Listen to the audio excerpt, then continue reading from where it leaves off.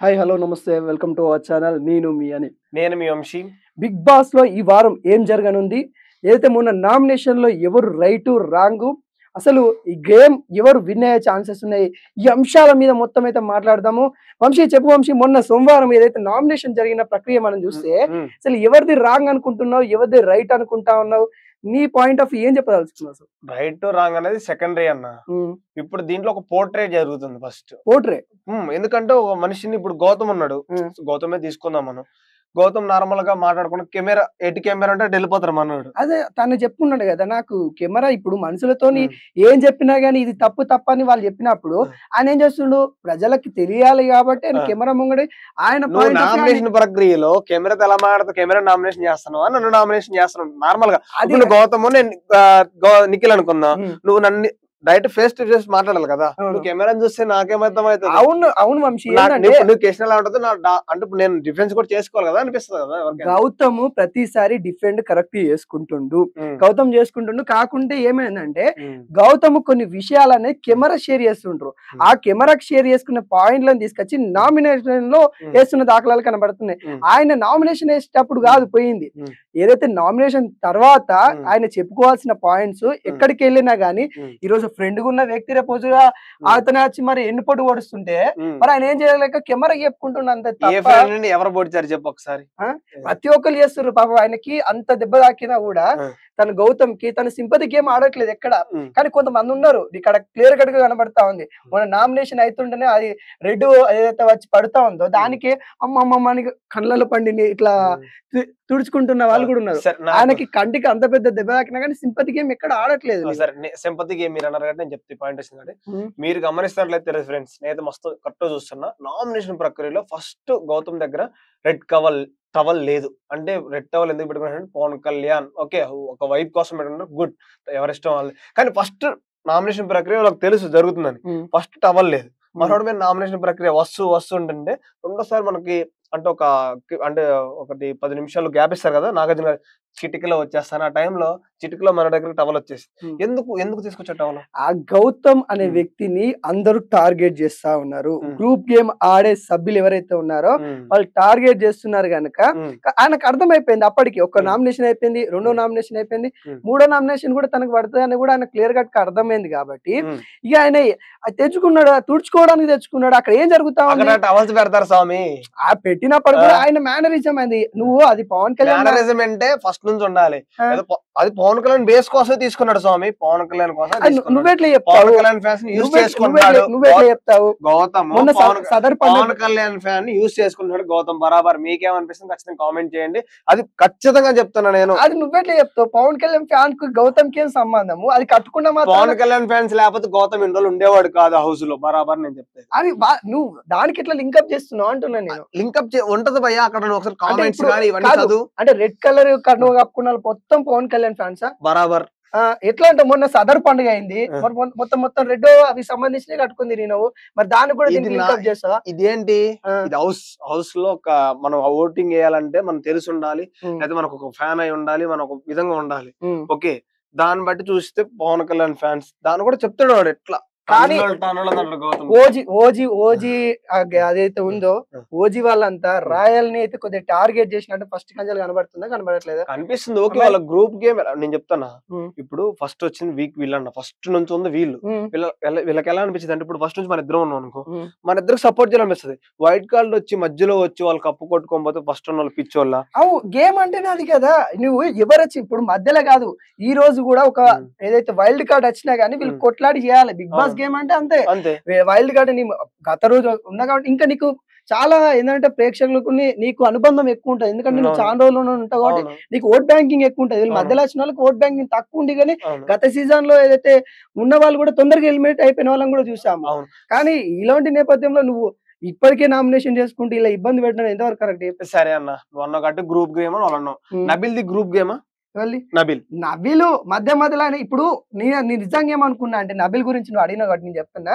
నబిల్ వరంగల్ అబ్బాయి విన్నింగ్ అవుతాడని నేను అనుకున్నా. కానీ ఇప్పుడు ఈ మధ్యలో ఫైనల్ కి వచ్చేసరికి తన గేమ్ మొత్తం డౌన్ అయిపోయింది. ఆ డౌన్ అవ్వడానికి గల కారణం ఏంటంటే ఈ గ్రూప్ లో ఆయన ఇండివిజువల్ గా ఉన్న వ్యక్తి ఈ గ్రూప్ లోకి మెల్లమెల్లగా ఆ పృథ్వీ వీళ్ళంతా నిఖిల్ ఆ గ్యాంగ్ లో గెలిచిపోవడం వల్ల ఓట్ బ్యాంక్ మొత్తం డిమిల్ అయిపోయింది. అసలు నీకెక్కడ కనపడుతుంది ఆయన అసలు దాంట్లో ఉన్నట్టు?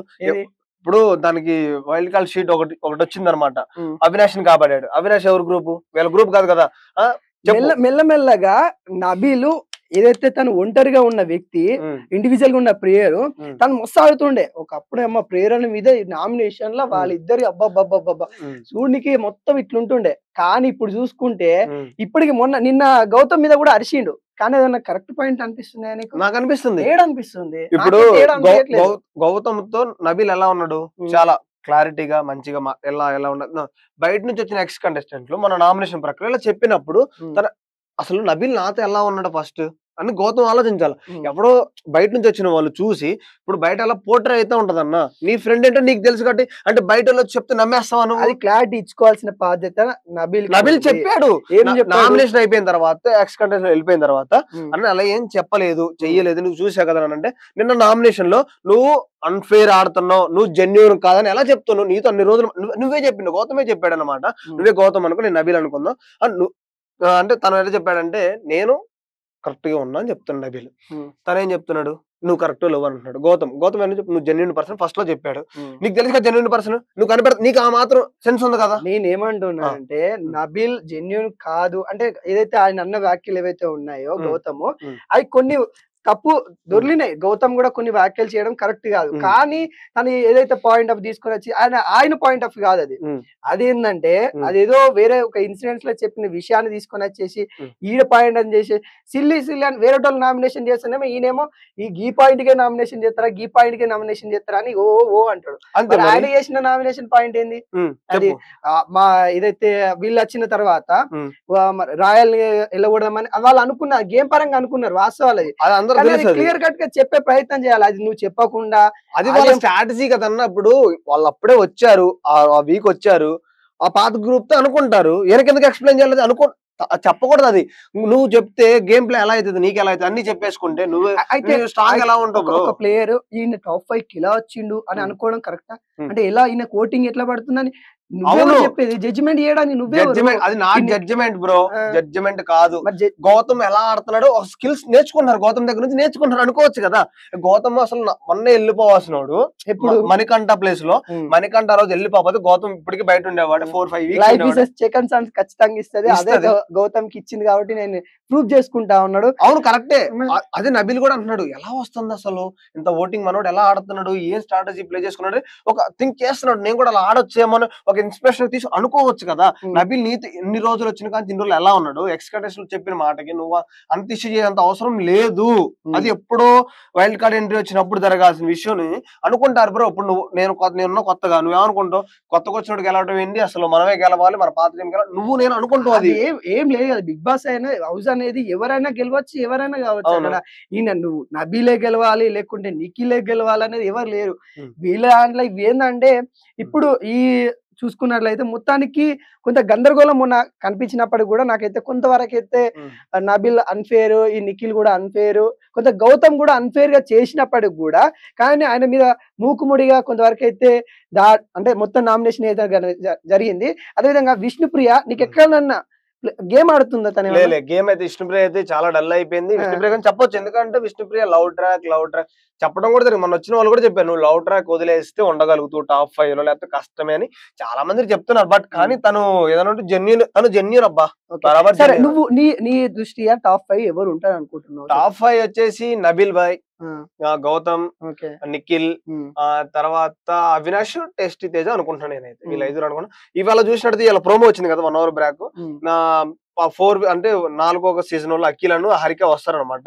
వాళ్ళు వచ్చేసిన తర్వాత ఒక గేమ్ పెడతారనమాట. గేమ్ లో ఎందుకంటే టికెట్ ఫినాలే అని ఎవరుంటారు, ఎవరు వస్తారు, గేమ్ ఎవరు అంటే ఎవరు వాళ్ళు చూస్ చేసుకొని వాళ్ళే అంటే ఏమంటారు వాటిని మొత్తం జడ్జిమెంట్ వాళ్ళే వేస్తారు అనమాట. జడ్జిమెంట్ లో మొత్తానికి సంచాలకంగా అయితే వీళ్ళు పాత కంటెస్టెంట్స్ అయితే ఉండబోతా ఉన్నారు. దాంట్లో భాగంగానే మనం చూసుకున్నట్లయితే ఇద్దరు పాత కంటెస్టెంట్స్ అయితే వెళ్ళడం అయితే జరిగింది. అదే విధంగా ఇంకో ఇద్దరు కూడా అంటే మరి వాళ్ళు పాత వాళ్ళు వచ్చేసి ఇక్కడ వీళ్ళకి టికెట్ ఫినాలే మరి పెట్టడము, వాటికి జడ్జిమెంట్ వీళ్ళు ఇవ్వడం. కానీ అంత రసవత్తరంగా ఉంటుందా అని అనిపిస్తే ఉండదు కొంతవరకి ఉండదు. ఎందుకంటే ఇప్పుడు మీరన్నట్టు సంచాలకు మనలో మనం అయినట్టయితే గొడవ అవుతుంది వీళ్ళలో వీళ్ళకైతే. బయటోళ్ళు కాబట్టి గొడవ కాదు, బరాబర్ కాదు. నెక్స్ట్ వచ్చేసి ఇద్దరు కూడా మానస్సాను ప్రియాంక సింగ్ అన్నమాట. వాళ్ళిద్దరు వస్తారు నెక్స్ట్ కూడా. వాళ్ళిద్దరు వచ్చిన తర్వాత సరే మీకు ఎలా అనిపిస్తుంది మరి? నిన్న వీళ్ళ ప్రోమో చూశారు కదా ఫినాలే, రోహిణి కూడా గెలిచింది. శివంగి అని అఖిల్ ఎంట్రీ పోగంగల లోపల శివంగి అని ఇట్లా అంటాడు అనమాట. శివంగి అన్నట్టు మాట్లాడతారు. తర్వాత పృథ్వీని మన ఇద్దరు బొమ్మలు పెట్టి ట్రోల్ చేస్తున్నాడు సరదాగా. టేస్టీ తేజ్ అని వచ్చి పాయింట్ ఎదురా బాబు నీకు అంటాడు. కొంచెం కామెడీ తప్ప కానీ రసవత్తంగా ఉండకపోవచ్చు. ఓకే. మొత్తానికైతే ఓవరాల్ గా బిగ్ బాస్ 8 లో అయితే మొత్తానికైతే రసవత్తంగా ఫైనల్ కి అయితే చేరుకోనుంది. ఇంకొక కొద్ది రోజులు మాత్రమే ఉంది. మరి టికెట్ టు ఫైనల్ అయితే జరుగుతా ఉంది. మరి దాంట్లో భాగంగానే పాత కంటెస్టెంట్స్ అయితే వస్తా ఉన్నారు. వాళ్ళకి గేమ్స్ అయితే కండక్ట్ పెడతా ఉన్నారు. దీంట్లో కొంత టీఆర్పీ రేటు బాగా వచ్చే ప్రయత్నాలు అయితే, ఎందుకంటే గతంలో ఫేమ్ అయిన కపుల్స్ ఎవరైతే ఉంటారో అంటే జోడీ లెక్క వచ్చిన వాళ్ళు కావచ్చు, కానీ లేకుంటే వాళ్ళ లవ్ ట్రాక్ నడిపించిన వాళ్ళని ముఖ్యంగా వస్తా ఉన్నారు. కాబట్టి ఈ నేపథ్యంలో ఇక్కడ ఖచ్చితంగా కొంత గొడవలు అనేది తక్కువ ఉంటాయి. మరి ఎలా ఉండబోతా ఉందనేది కూడా మనం చూడబోవాలి. ఖచ్చితంగా ఈ వారం మరి ఎవరు సేఫ్ అవుతారు, ఎలిమినేట్ అయిపోతారని మనం చూడాలి. ఈ వారం ఇంకోటి ఏంటంటే డబుల్ ఎలిమినేషన్ ఉండబోతా ఉంది. ఈ వారం ఖచ్చితంగా మరి ఎవరు పోతారు అనేది కూడా మనం చూడాలి. దాదాపుగా పృథ్వీ డేంజర్ జోన్ లో కనబడతా ఉన్నాడు. టేస్టీ తేజ కొంత డేంజర్ జోన్ లో కనబడతా ఉంది. విష్ణుప్రియ కూడా కొంత డేంజర్ లోనే ఉన్నట్టు కూడా కనబడతా ఉంది. అదేవిధంగా మరి అవినాష్ కూడా కొంత డేంజర్ జోన్ లోనే మనకైతే ఈ నలుగురు డేంజర్ జోన్ లో అయితే ఉన్నారు. ఈ నలుగురు